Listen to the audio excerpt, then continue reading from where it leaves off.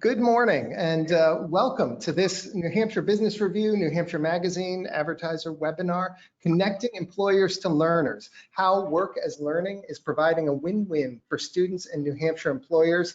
My name's Ernesto Burton. I'm the publisher of New Hampshire Business Review and New Hampshire Magazine, and I'm excited to bring you this presentation because I think it's a very intriguing idea that certainly takes us beyond a traditional internship program and into something really interesting and technology powered as well.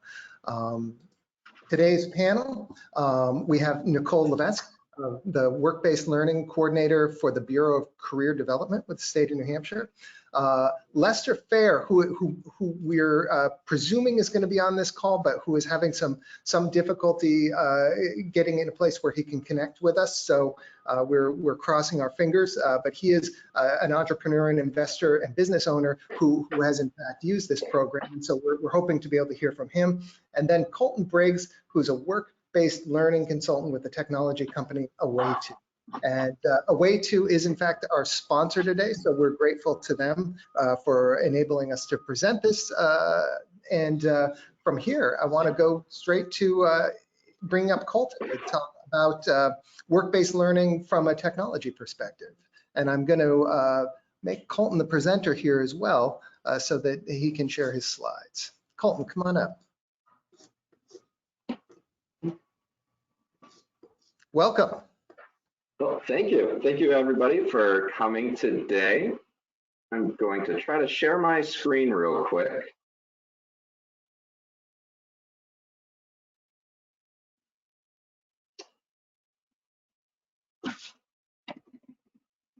Okay. Can everybody see this all right? It looks great. Yes, thank you. Oh, perfect. All right. All right, so let's discuss today's objective. First off, we are here to discuss work-based learning, how work-based learning can positively impact your business, and how Away2 can address these problems. So, as of March of 2022, there are 37,620 total online job ads with approximately 16,000 unemployed. Now, here's a large assumption. Imagine if we hit 0% unemployment. I know that's very unrealistic, but imagine for a moment. That would still result in a total vacancy of 21,000 jobs that need to be filled.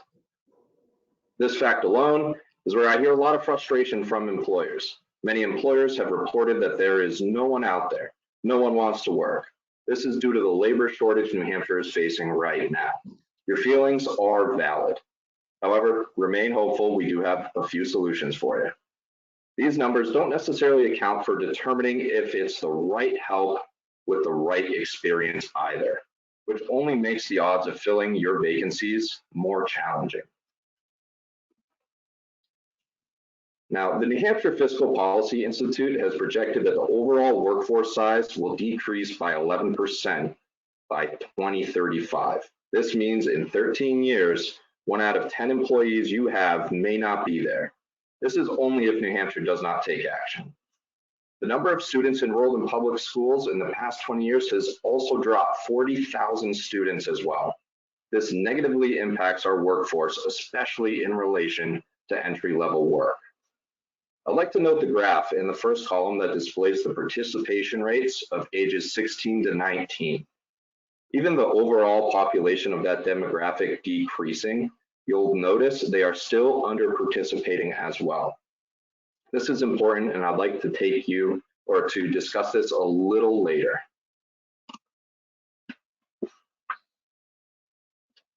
So the brain drain in New Hampshire. This is a graph from the United States Congress Joint Economic Committee.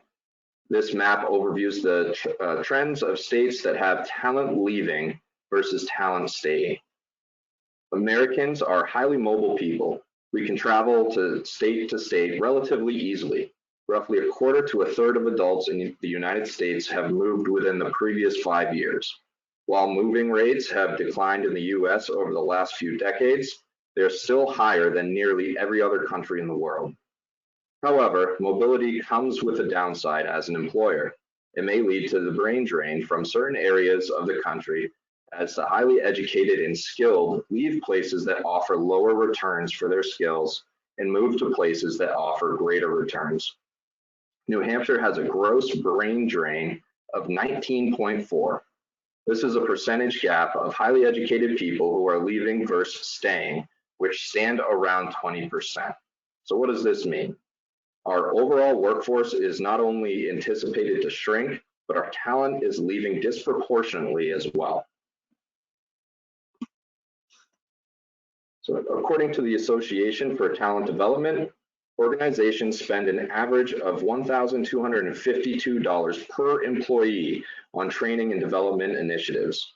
This number, as I'm sure many of you know, varies greatly across industries. There are hidden costs as well.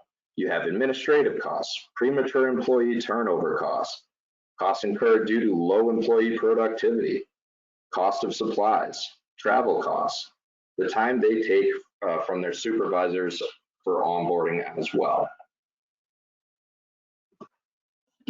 So, on-the-job training is necessary to the workplace. The cost of replacing an employee is over 20% of an employee's salary, which is way above the cost of training.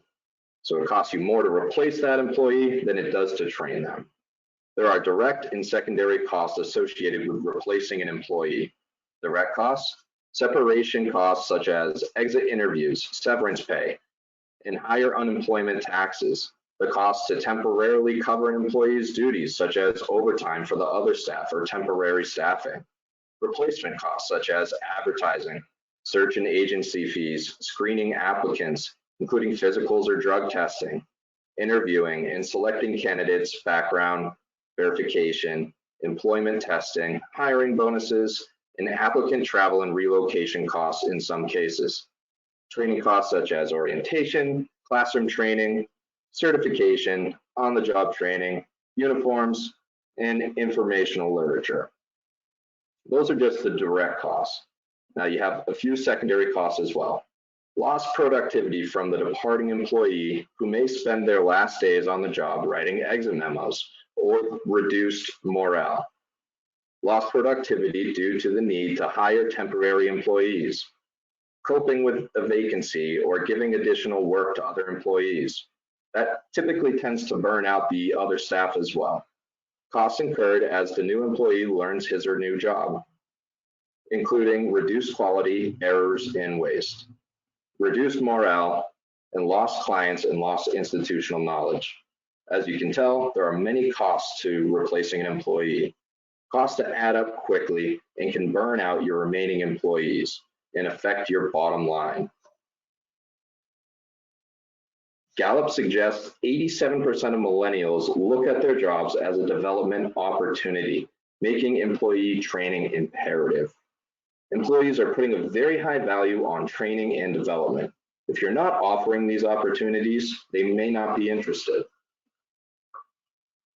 And up to 20% of US employees quit within 45 days of their employment.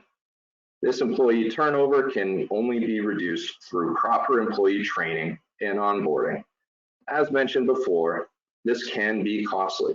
Not only are you out the onboarding costs, but the time spent to recruit that candidate to only have to fill that position again. That's why it's important to find the right candidate. Now, how do we solve this problem that many of you employers are facing? Work-based learning in the Away2 platform. Away2 will connect you with a challenging demographic to connect to, New Hampshire students. Away2 will help with retention by connecting you to local students that are interested in your opportunities and industry. As you can imagine, if a student wants to be there, they're less likely to leave. Away2 will also help offset the training costs through the DOE-sponsored Work as Learning Wage Match program. We will discuss this a little bit more later. This will help all employers save time and money through the recruitment process and begin connecting you with the qualified help you need at a subsidized rate. Now, how do we do this?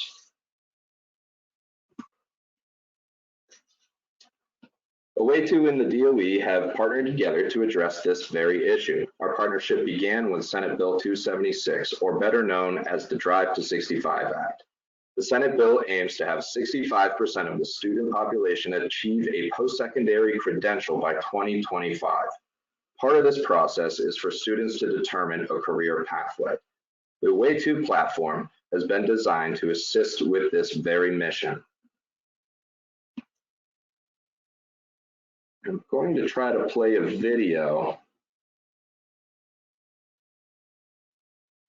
Please let me know if the volume does not work.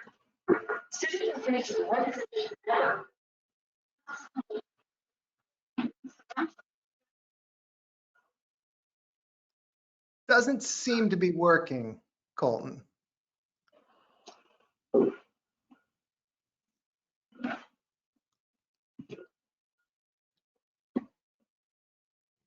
Okay, give me a minute here. My apologies. No problem. While you're doing that, I'll mention it's fascinating. I'm curious. It's probably too early to ask a question, but I've jotted down a bunch here, and it makes me think that I should let our listeners know. There is a question module in the dashboard here, so feel free as we're going through to put your questions in, and at the end of the presentation, we'll have some time for Q&A, and would love to see you contribute to that. So. And please feel free.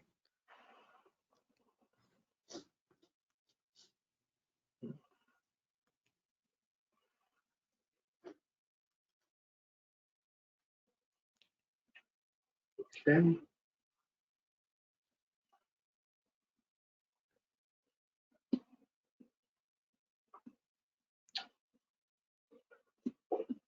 Okay, so it doesn't appear that the video will play for today. So essentially what students do is they take a career interest inventory assessment, and a team of psychologists have met and have allowed, so once the student completes the assessments, they can begin exploring career and educational options. Now, after they complete their assessment, they can begin browsing these options and connecting with employers such as yourself for what we call work-based learning.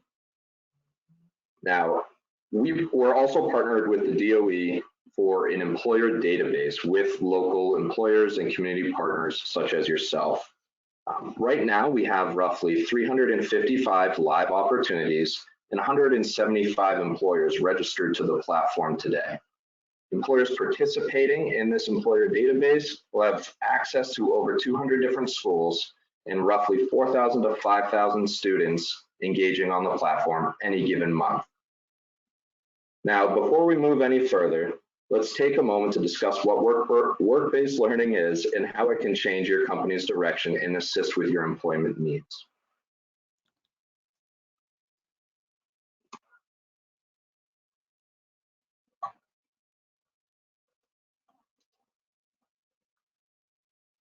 And I will now share this with Nicole. Hi, Colton, can you hear me? Yep. So I think my camera is having a bit of an issue connecting. Oh, let me try really fast.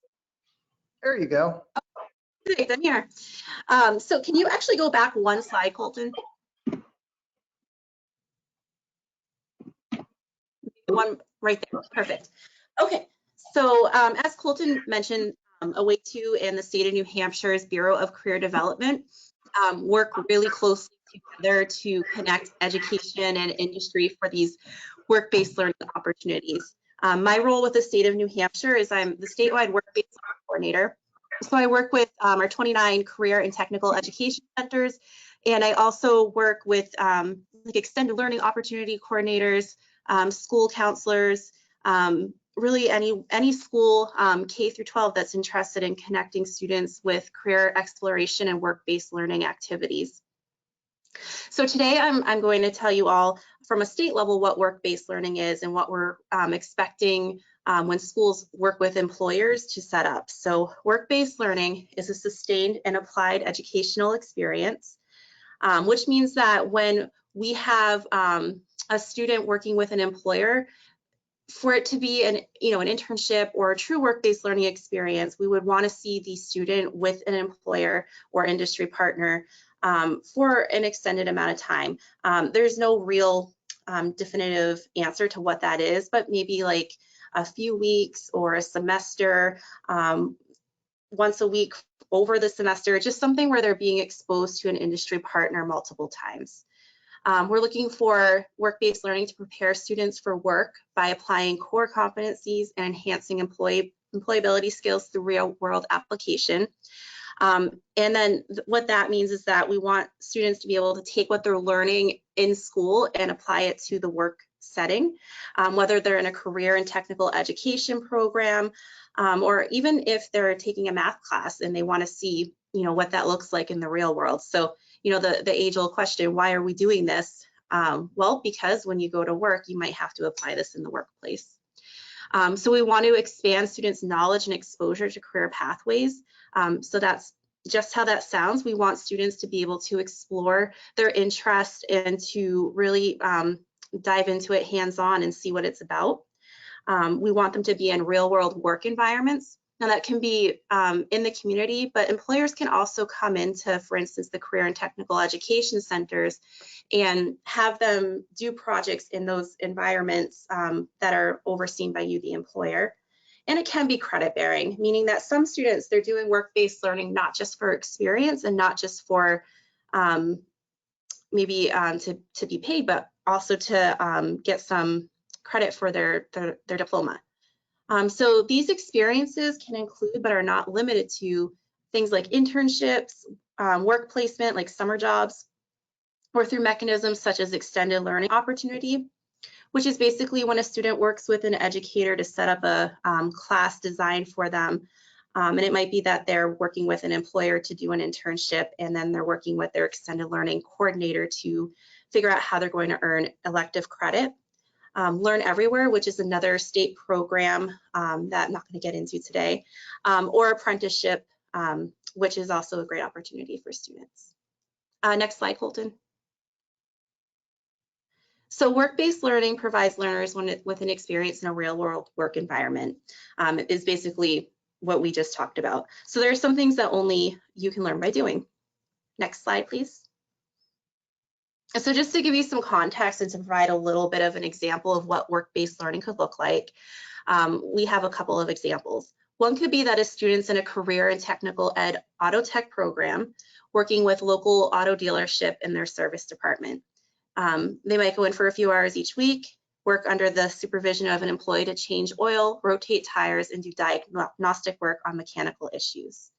So that is giving a student the opportunity to work with an employer, have that additional mentorship, and apply skills that they were learning in their career and tech ed auto tech program. Next slide. Another example would be a student who is interested in video game design, works with a game studio located in the Mill Yard in Manchester. They complete some of the work on an upcoming game, including some coding and graphics. So this could be an example for a student that maybe is not in a career and technical education program, but is interested in that video game design and wants to get more information on what that looks like. They would work with a school counselor, an ELO coordinator to set up an opportunity with a business and learn some of the skills that they would need to do the job to be able to say, yes, I like this, or no, I didn't like it. But now they know that and can move on to explore other things as well. Next slide. So there obviously are benefits to work-based learning for all parties. So for students, benefits of work-based learning include more community connections leading to future employment opportunities.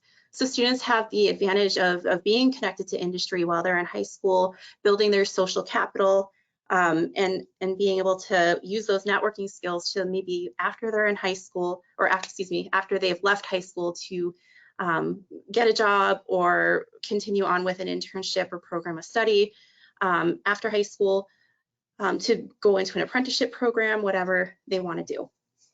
There also has been a study done that shows that students that participate in work-based learning have more hopefulness around future possibilities. They're more confident in their ability. They know that they have a better idea of what they're going to do once they leave high school, and they're just more hopeful about their future in general. And they have the opportunity to practice skills, including employability skills, which just, I talk to employers every day, and I know that is such a huge thing that they would love to see students coming in with, is more of those employability skills.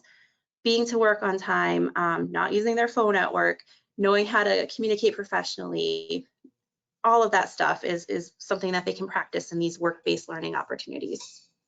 Next slide, please.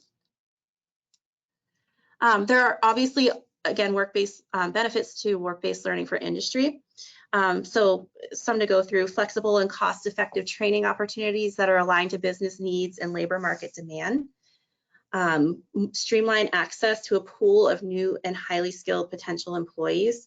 So, you know, you're working with students that are going through these, for instance, career and technical ed programs that are getting industry recognized credentials. They're getting a couple years worth of exposure to a certain career pathway, and they want to work with you and get this experience. And they're coming in with some experience already, and hopefully by building that network with them, they'll stay with you as an employee in the future.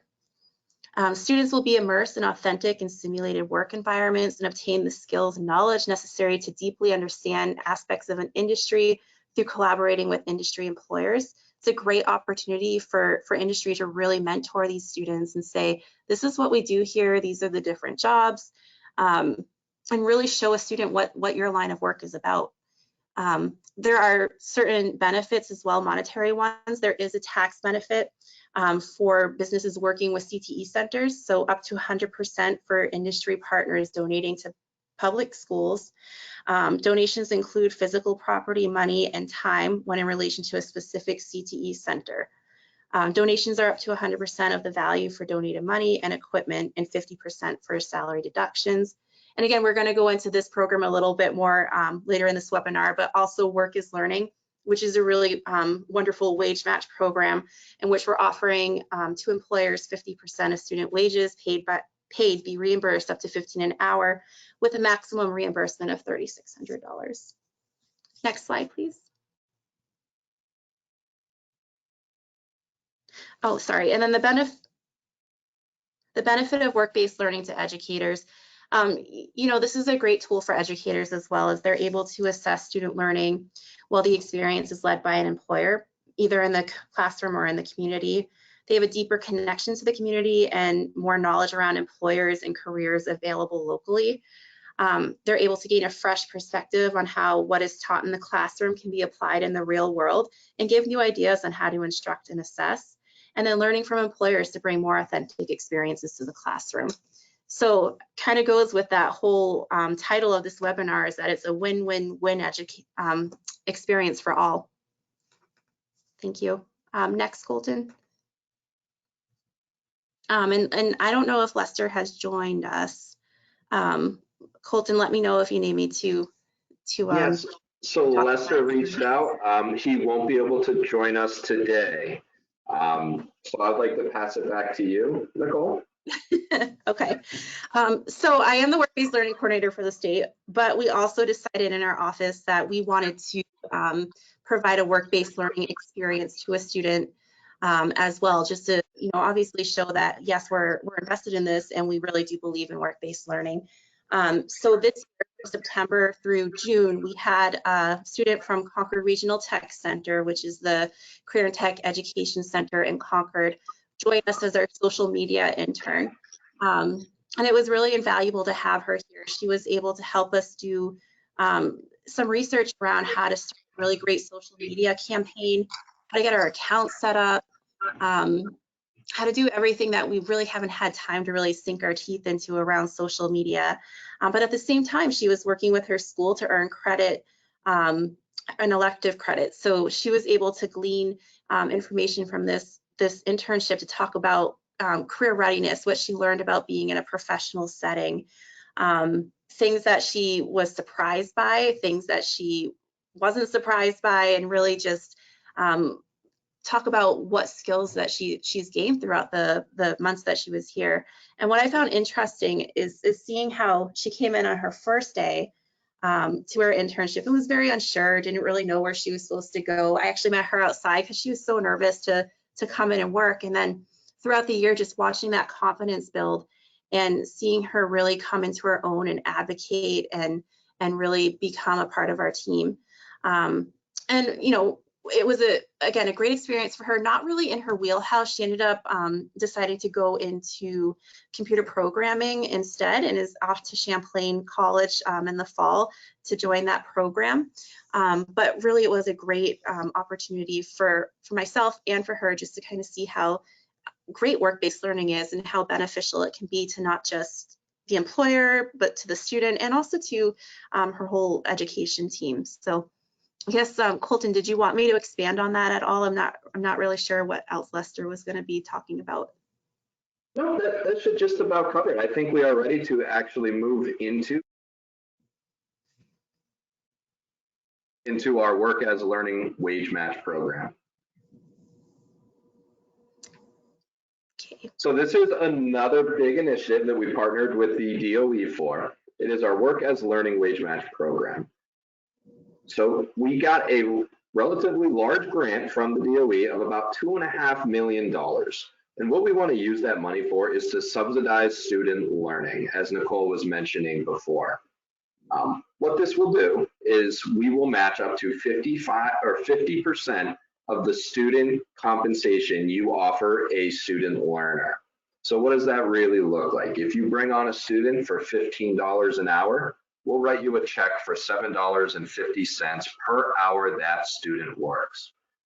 We have this contract up until September 2024, and our goal is to reach 1,000 student learners engaging in work-based learning opportunities as a paid internship.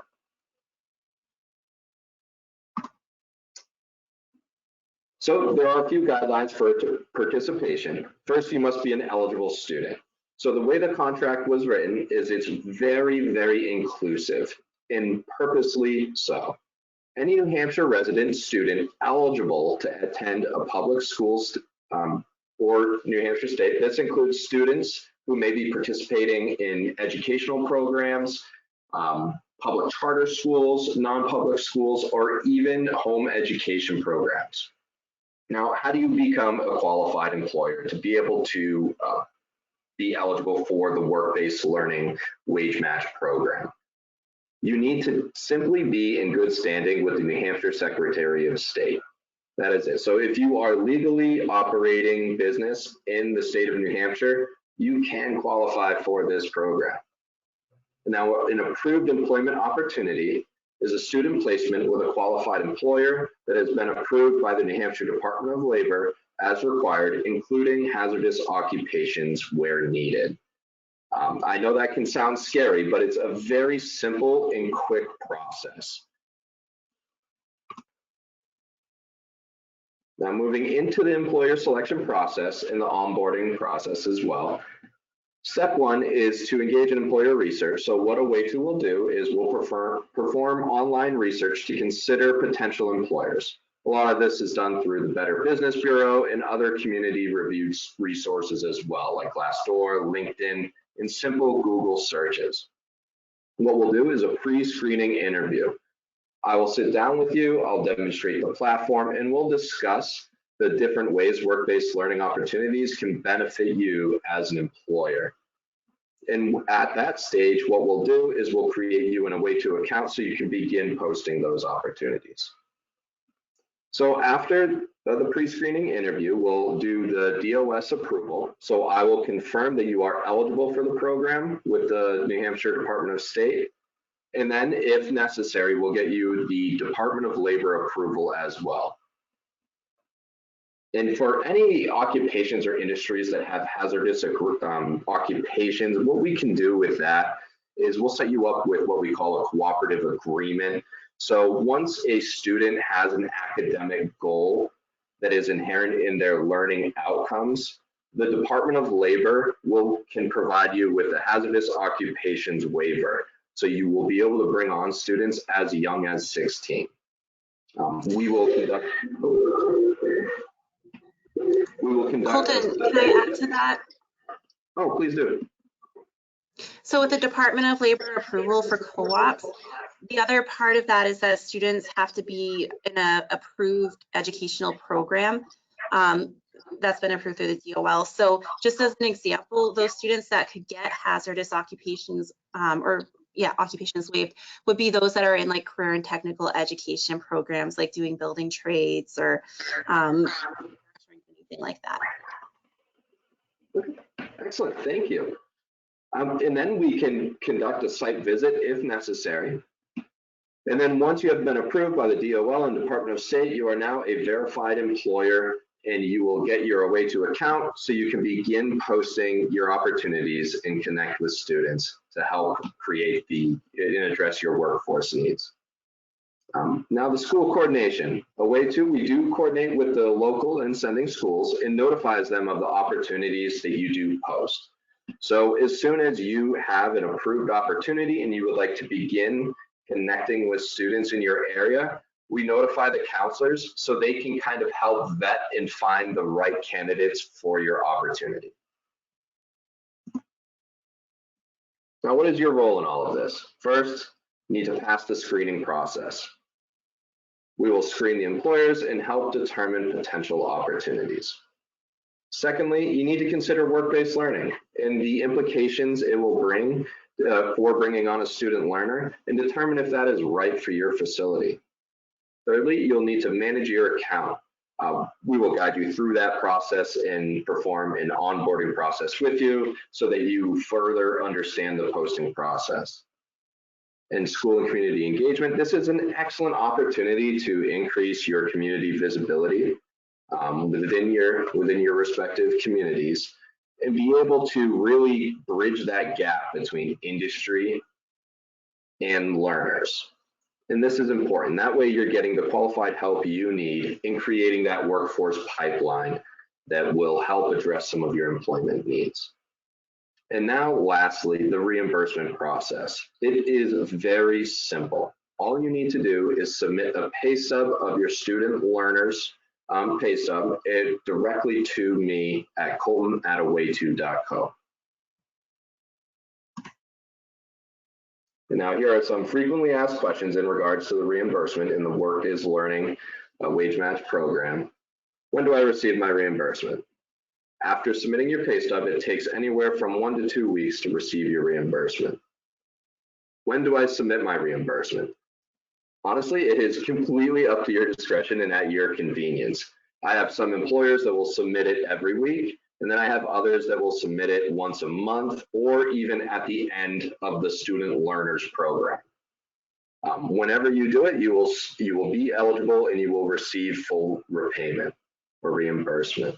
How many students can I have on? As many as you would like. The eligibility for the Work as Learning is tracked per student. So here are the next steps. If you are interested in this program and would like to know more, go to awayto.co/WAL.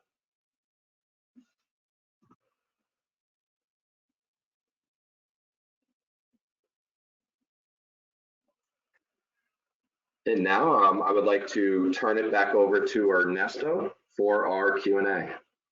Great, thank you, Colton. And let's, if both you and Nicole could come back on camera. And we'll just put my slide back on there for the background.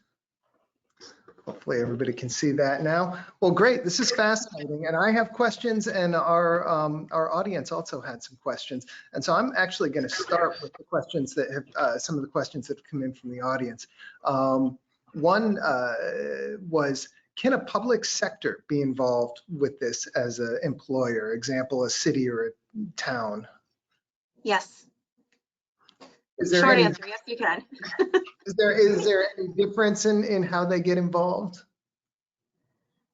Nope, it's following the same process. All you have to do is go to awayto.co/workaslearning and submit your information onto that page, and then I will be in touch with you and walk you through the onboarding process. Okay, great. And so I'm sort of thinking about the kind of roles that students might be taking. Nicole, you had said that, you know, I think you gave quite a range in terms of the amount of time that a student could spend, Yeah. you know.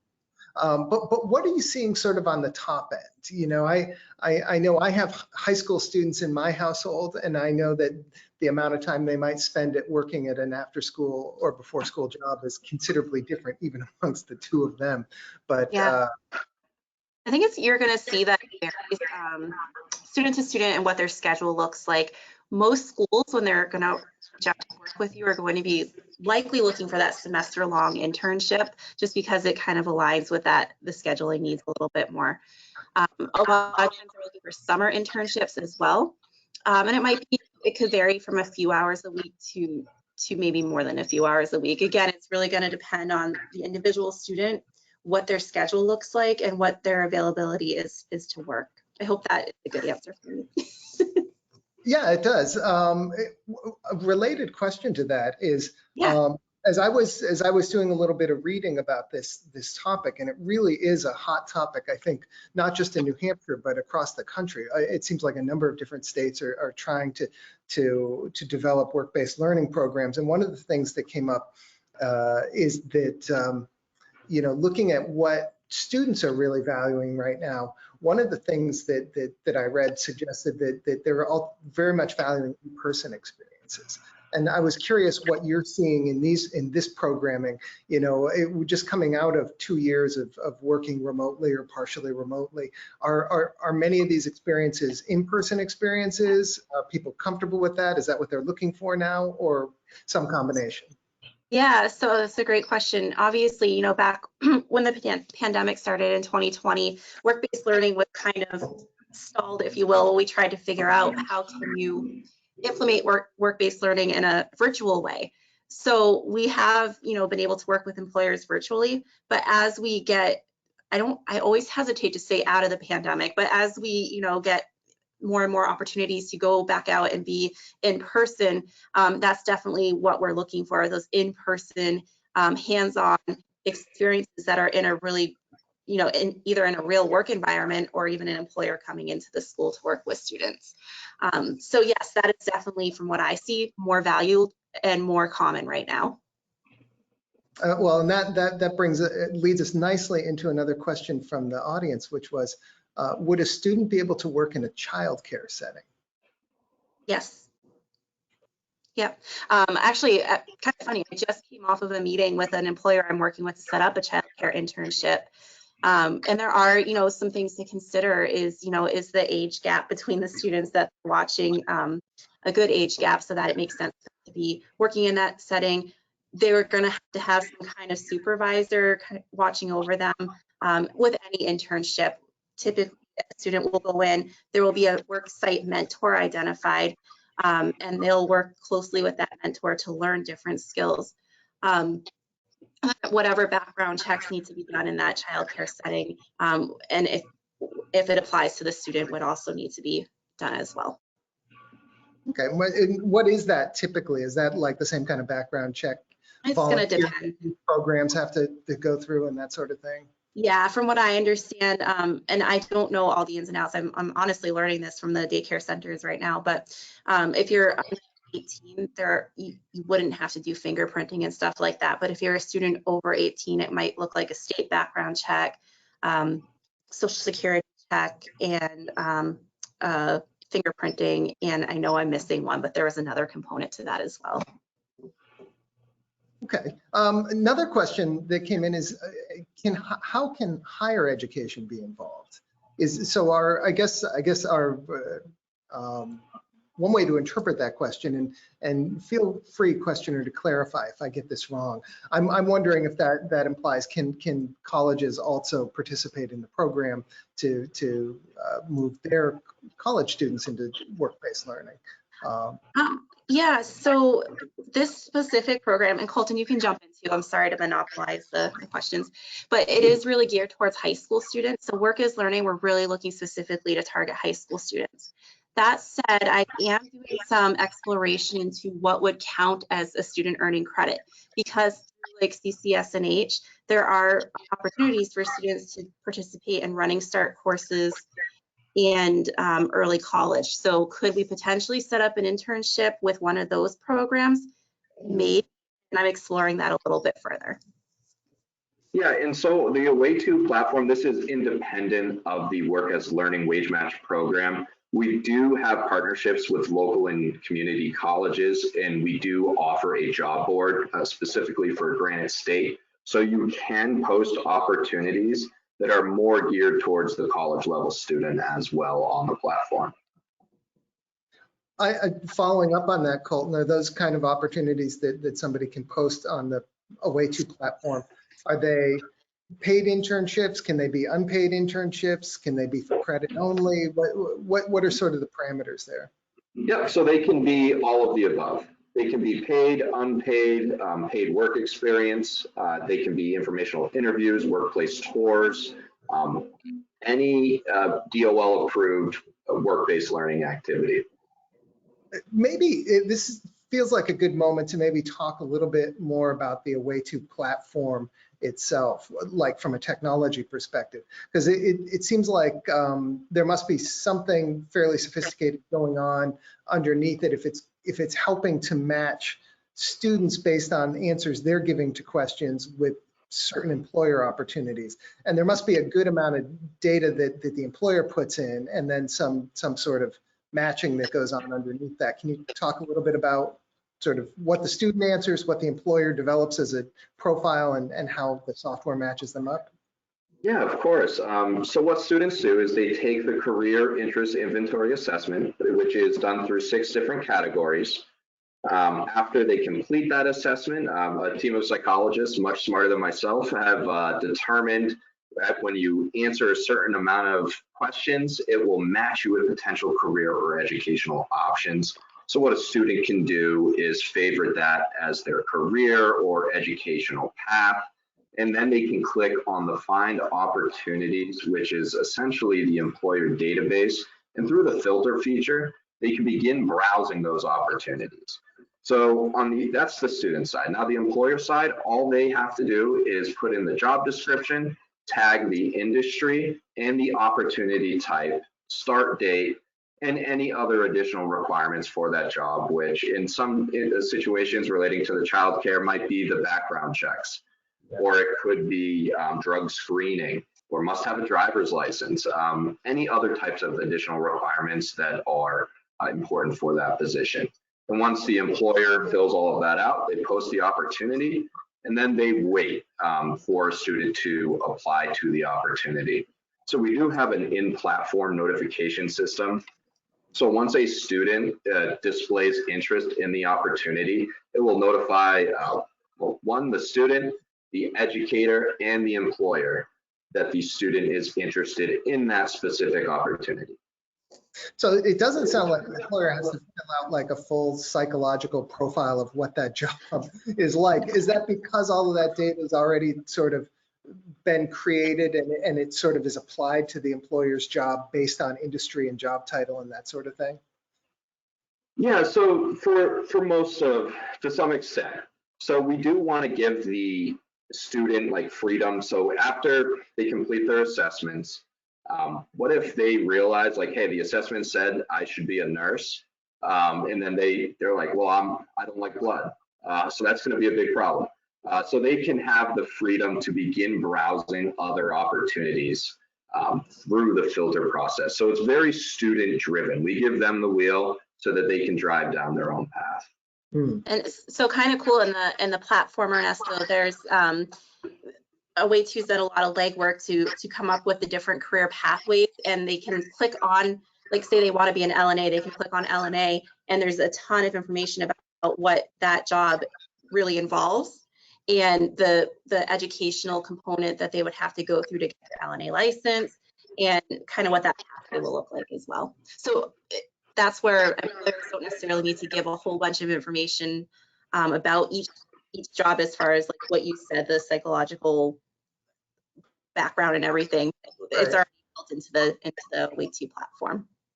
Oh, that's very cool. How many students and student learner, potential student employees, and how many companies are in the platform right now? Yeah, so right now we have 175 employers that are registered with the platform and 355 live opportunities.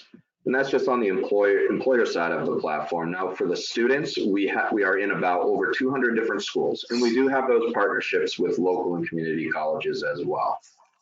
And we're tracking roughly 4,000 to 5,000 students active any given month on the platform. Wow. Wow, that's, do you have any stats on the number of hits that an employer's job might get? You know, or I guess maybe the average amount of time that a job's posted before somebody responds to it? Yeah, so we are actually, the work-based learning part of the platform has only been active for about a year, so we are still developing those key features on the platform. And that is actually one that is right down the pipeline. We are working on the data analytics for the employers. Oh, very cool. Another question that's come in from the audience, and thank you all for your questions. Yes. Can employers interview the students? Yep.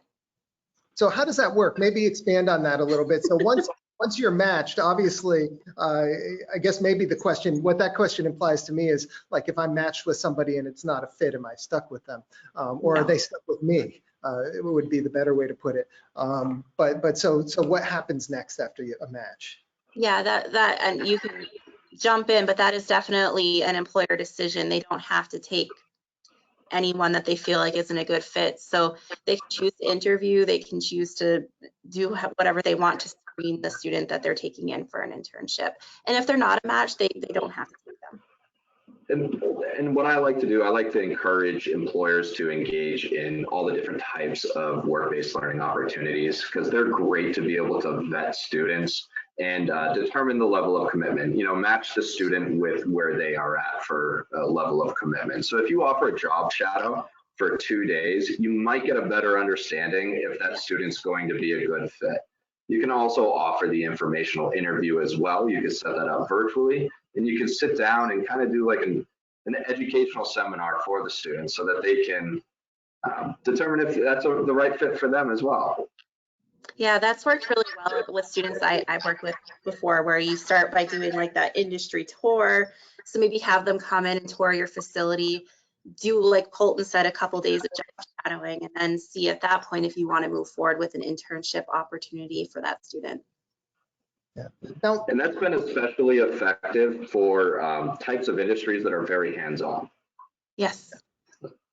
Now, one question that nobody's asked in the chat yet, but that I imagine goes through some employers' heads when they're thinking about internships and student workers, and is if we're out straight and we really need extra help right now, how hard is it to incorporate the kind of teaching and training and mentoring that would go into presenting a good opportunity to a student versus the value that they might be bringing as as another functional member of the team? Like, how are employers balancing that? Are there specific strategies that they're using? Are there some jobs that it just doesn't make sense with because of how hands-on the training would have to be constantly? Or maybe hopefully I've gotten that question across in a way that makes sense. So with that, it's going to be really up to you in your business, right? So if you're at a point where you feel like you can't host an effective work-based learning, doesn't mean you can't ever do it, but maybe it's something that right now you put on the back burner until you're feeling more comfortable and better staffed. Because the important thing about work-based learning to remember is that when you're taking on an intern, is that they're there to learn, and there's through the EOL, you really can't have them on and replacing or doing work that a paid employee, a regular paid employee would be doing. So you have to keep in mind, is the students coming on, are we able to provide them a mentor? And do we have the time and resources to do that? And if you don't, that's okay, because we understand, especially right now with how things are. But just also remembering too, there is a good return on investment. So if you're taking on an intern and you have the capacity to do it, there's a good likelihood that they'll remember you and maybe come back to you in the future, or be able to stay on as an employee even after their internship. So, Colton? Yeah, just to re-highlight, it's really determined by the your infrastructure at your company. So you really have to think about the implications of bringing on a student learner and being able to have the infrastructure to support that student to learn. As we were kind of discussing earlier, it is a good return on investment. It's going to help with your retention, your morale in the office, and giving you the ability to train the student at a subsidized rate and teach them the skills you would like them to have. And that's very important as well. Yeah. One of the other things that I have seen noted as a benefit of work-based learning is not only finding talent early and sort of growing a pipeline, but also diversifying the talent pool. How has that aspect of this, what have you seen there in terms of, you know, increasing just the general diversity of the talent pool when you're able to draw from this entire student body? I can now. So I want to make sure I understand the question. So if I'm not going in the right direction, please let me know. But prior to coming into this position, I know I worked as a voc rehab counselor, which basically works with students that have disabilities to help them get into the workplace. And work-based learning is a really great avenue for that because there's still, unfortunately, a lot of stigma through employers hiring individuals with disabilities, and being able to say, hey, you know, have the student come in for 20 hours and do work-based learning and see what they can do has really helped for employers to be like, oh yeah, they can do the job, and also to help that population really get in the door as well. So that's just an example, and I hope I got that question kind of what you were asking, Ernesto. But that's my experience with it. It definitely opens more doors for everyone. Yeah, for sure. That does. Just a quick follow-up on the higher ed question. It was not only about whether or not the students could participate, but also could the higher institution participate as a work site? Oh yeah, absolutely. Excellent. Another question from the audience: how are students finding the program? And I think I heard you say there were schools are participating and pointing them towards it, right? Yeah, that really depends on how the school wants to implement it. But yes, students are seeing the opportunities and they are applying. Yeah, we've been reaching out to like the School Counselor Association. We did a PR event recently over at American Steel, where the union leader came and followed a student through his day, basically interning there, and talked about work as learning. What else are we doing? I have a bi-weekly newsletter I send out with opportunities. We have the Away To platform. So we're doing what we can to get the word out there. And I think we're going to talk to some of our educational partners, like the Extended Learning Opportunity Network, to talk a little bit more about work as learning and see how we can get the schools even more involved. Very cool. We have another question from somebody who's looking to present this program to the management team for evaluation and implementation in Q3 of 2022, but all of their opportunities would be for 18 plus. Are they a fit, or is this program for younger students only? Yeah, no, that's fine. Sorry, Colton. There are students that you know, are going to be seniors in high school and be 18 years old. You also have students that do stay past 18 years old, so that's definitely fine. Awesome. All right, we have one other question here that I think we're going to have time to get to. This has really flown right by, so thank you.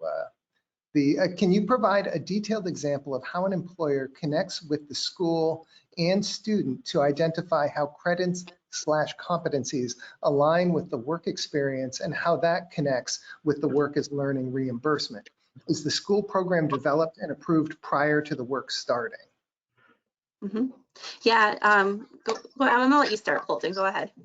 Yeah, so this is actually something that we are working quite a bit towards. We are working along with the Virtual Learning Academy Charter School, VLAX. I believe that's all of the acronyms in there. And we are working on a way to really streamline the process of attaching credits to these opportunities, because that is a criteria for students. and for you to be able to receive that reimbursement from the Work as Learning wage match program. However, that does not mean that the opportunity needs to be pre-created. That is something that we can work with you and in conjunction to be able to create that eligible opportunity. So through the Away To platform, the educator will be notified, the student will be notified, and the employer will be notified. And then we can all kind of meet and convene and determine what that student's needs are and how we can address them and what kind of environment you have that would help facilitate that student's goals as well. Yep. You know, the goal isn't to create a ton of extra work for employers, but to, you know, provide opportunity for student by having you all host these internships. And we educators certainly would work with you to say, well, what task would you be having the student do? They would look at those tasks and then say, how these tasks align with the competencies that students need for their education. And on their end, they would come up with a plan for the student to work on those competencies in the workplace. They might ask you for, they being the school, they might ask for resources. So say that you have, trying to think of a good one. We were talking to State Farm not too long ago, and we were like, well, if you have a student that maybe they want to read some claims and do some comparison writing to earn a writing competency, could you provide them with that resource? And they were like, well, we could. We'd have to take out some of the confidential information, but we could certainly provide that resource for the student.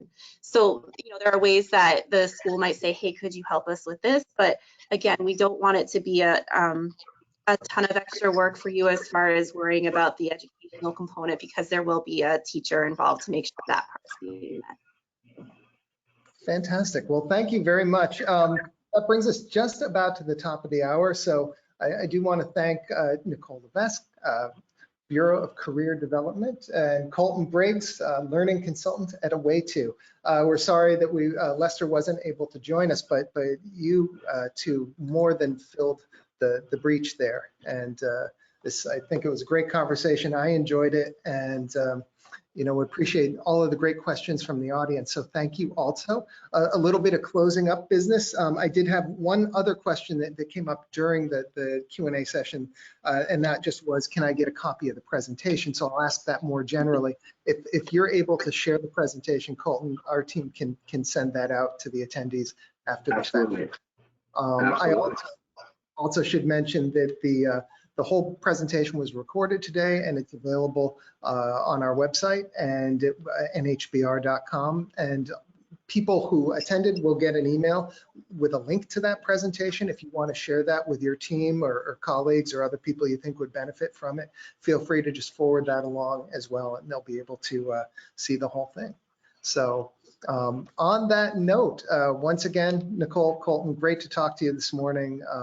Program sounds really fascinating. I'd like to go in and play with the software now that I've learned something about it. So, and I hope that everybody has a wonderful end of the week and a great, maybe long weekend coming up. Absolutely. All right. Well, thank you on behalf of New Hampshire Business Review, New Hampshire Magazine, Away To, our sponsor today. We appreciate you very much, and all of our audience, thank you for joining us. Have a great rest. Thank you.